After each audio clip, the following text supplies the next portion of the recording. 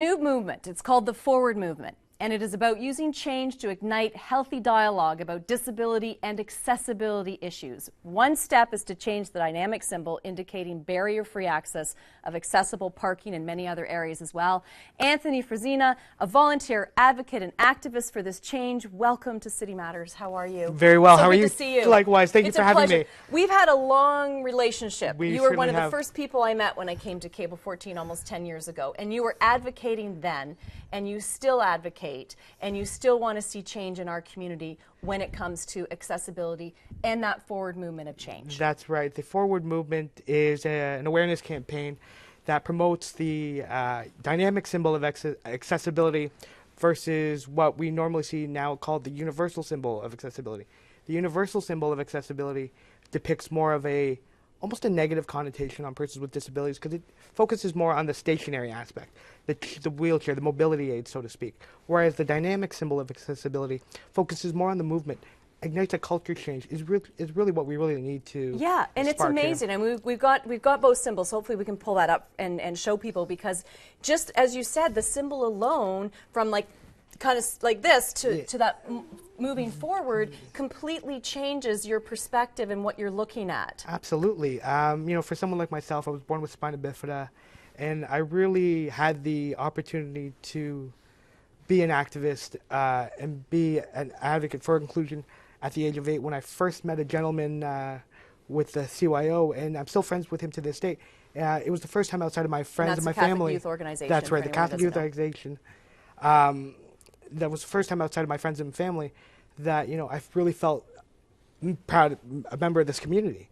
And so being friends with him and working with him for over the 30 years that I've known him, and all the organizations that I'm a part of really do ignite that passion that I have for accessibility and inclusion, along with now the Forward Movement and the dynamic symbol of access, which is something that, again, we spark a culture change. We talk about the importance of nothing about us without us. You know, we do want the community to understand that we also have a voice. We also have opinions. We also deserve opportunities as everybody else, but sometimes they're overlooked. We're overlooked in the sense that they're just not there for us because there's assumption-based mindset, so to speak. Yeah, which is so true. And as I said, there's the symbols that we were talking about. And it's incredible because looking at that, does that not, just seeing those two symbols, change your perspective and opinion? Exactly. Just because of one image. Absolutely. And it sparks the conversation, the one that we're having right now here, Linda.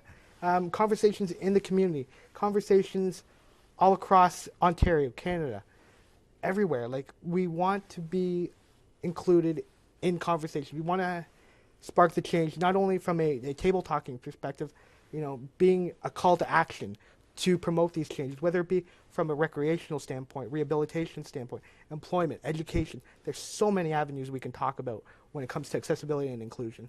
It's not just a talking piece, it's a call to action. And getting out there in the community and getting people on board to change that symbol alone. You know, this is one space that it's been done in. That's right. So you paint over the old and then you put in the new. That's right. You know, we painted a blue square, let that dry, and then we have the symbol there, the dynamic symbol of access.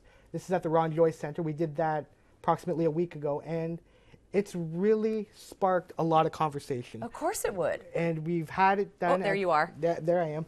We had the Ron Joyce done. We've had it done at the Ancaster Eye Clinic. I've seen it on some darts buses.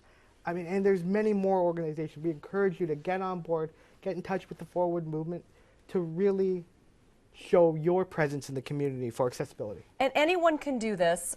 It's very easy. And replace the current symbol with that symbol. It's so easy. It's done in a day. It's very much an empowering piece, impactful piece, something that I really feel is so important to not only our community, communities all around the world. Well, I just look at this and just think, you know, any corporation, any building that has space and parking spots that currently have the original symbol can easily come together and replace it with this new one. Get people together. Now, is there a certain color of paint that you need to use? Like, what are sort of the standards that go along with that, Anthony? Well, we have the two standard colors, the blue and then the yellow for the actual symbol itself. The blue is simply to help paint over the old symbol, and then the yellow symbolizes our new symbol. Which is perfect. I mean, that was a great way to do it, because a lot of people are like, well, how do we get rid of what's there and replace it with something? And I mean, it really is brilliant. And the two guys started this. Two guys, yeah. Dylan Itzikowicz and Jonathan Silver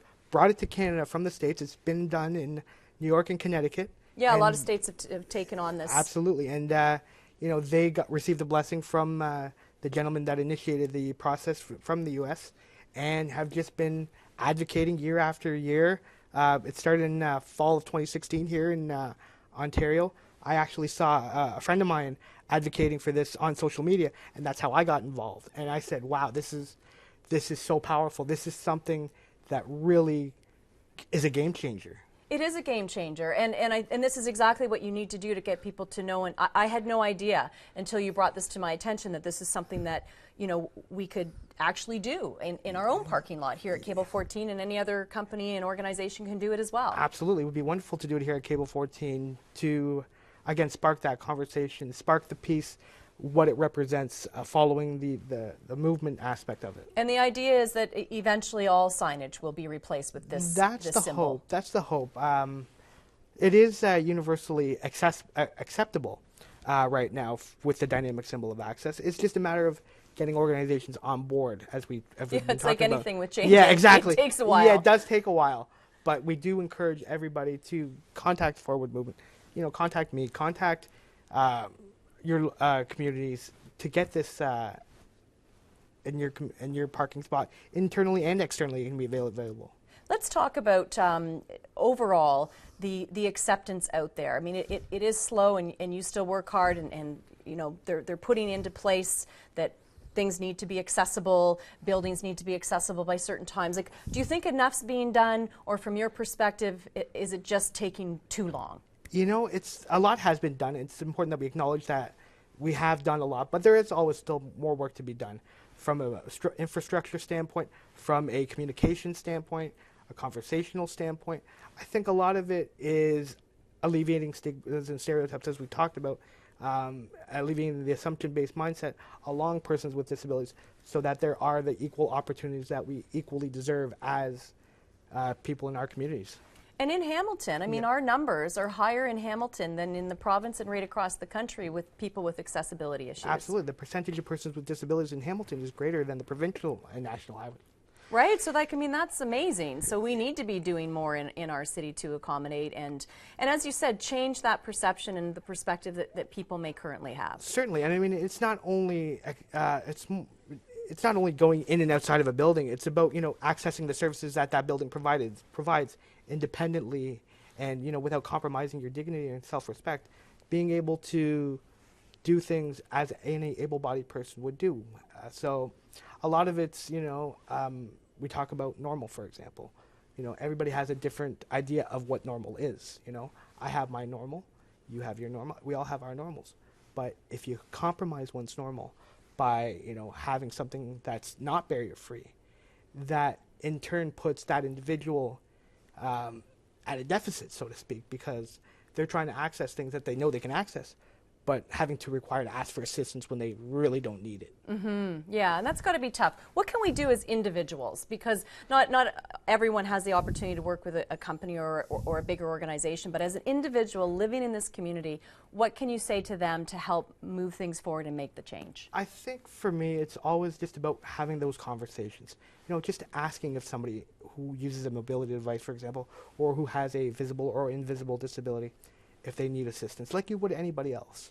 I mean, never make assumptions on persons with disabilities, and in the sense that, you know, they obviously see the wheelchair, they want to go above and beyond, so to speak, to try to help somebody like myself, and that's respected and appreciated, but sometimes not always necessary. Right. That's a very good point.